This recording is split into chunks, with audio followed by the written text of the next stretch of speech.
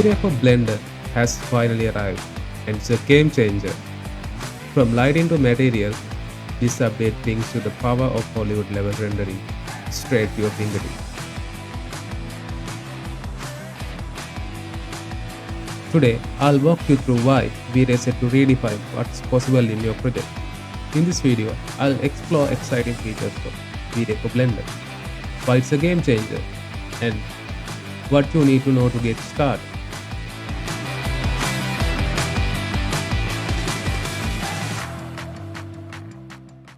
Let's set up V-Ray for Blender. V-Ray for Blender is currently in beta version. To download this, you need to come Chaos website, link in the description.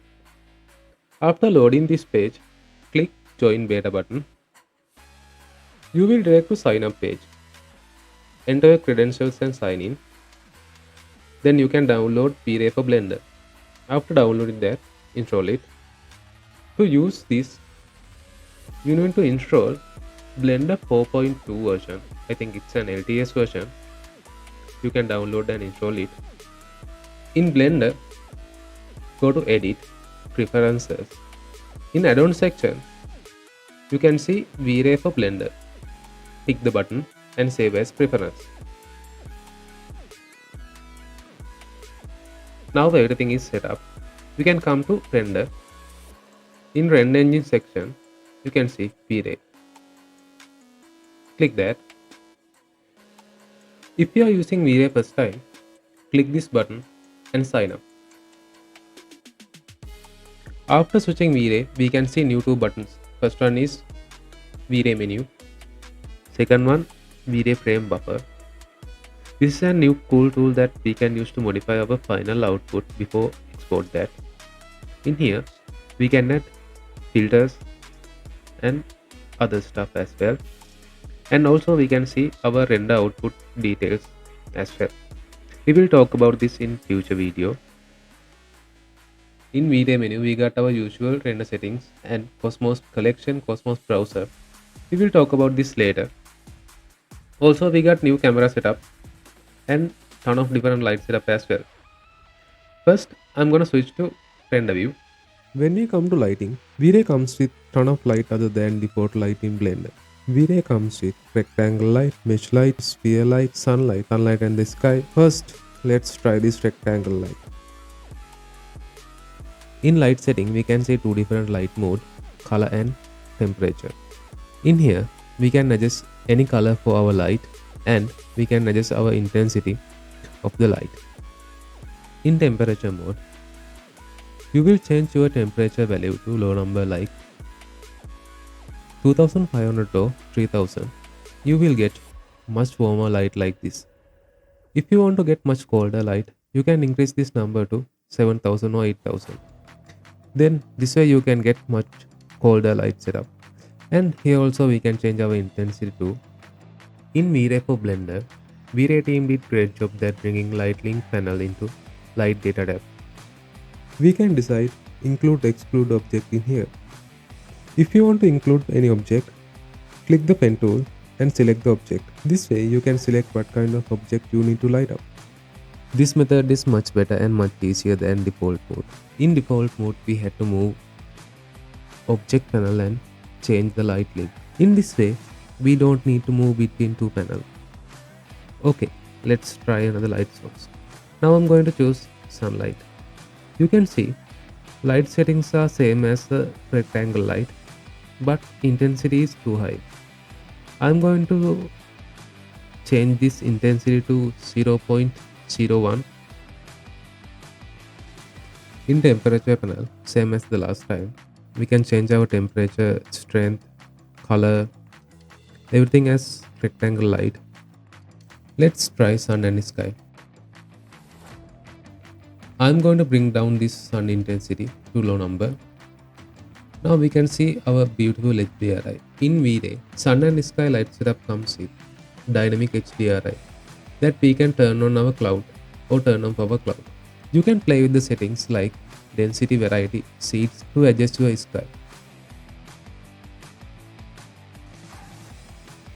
Let's look at the shader mode. In here we don't have usual principal BSDF node. instead of principal BSDF. Now we have is V-Ray material. In here we have opacity, diffuse color, diffuse roughness. So I'm going to change diffuse color. Changing this opacity color, we can change the transparency of the object. If you need a transparent object, you can pin down the white value. So what about the emission? If you need an emission object, you need to add light material. With this node, you can change emission color, emission strength, and object opacity as well.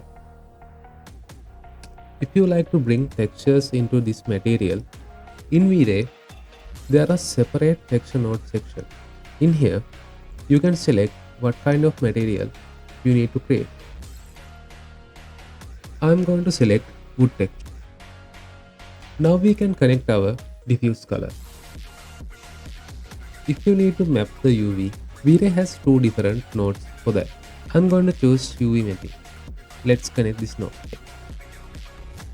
You can change your UV values in here. Now I'm going to change the render device to my GPU. In order to do that, first we need to go back to solid mode. Otherwise we can't change the render device. Okay, I'm going to change this to my GPU.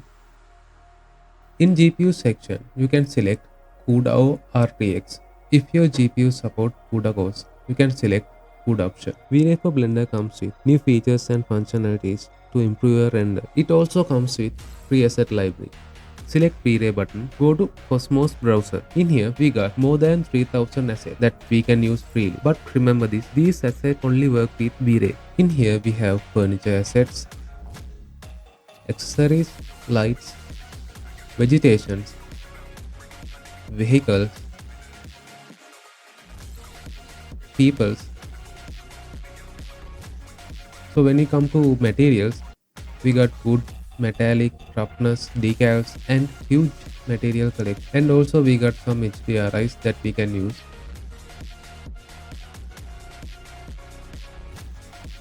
As extra, we got some characters and collections that we can use in our scenes.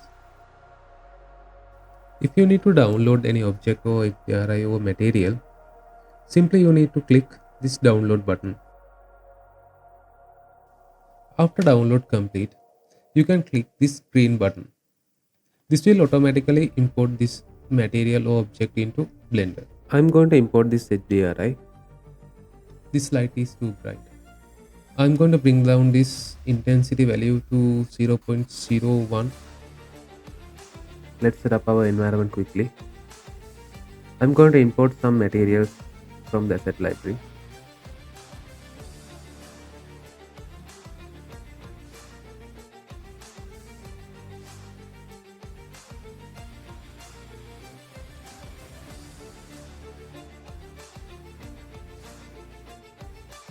Okay, I'm done with this quick environment.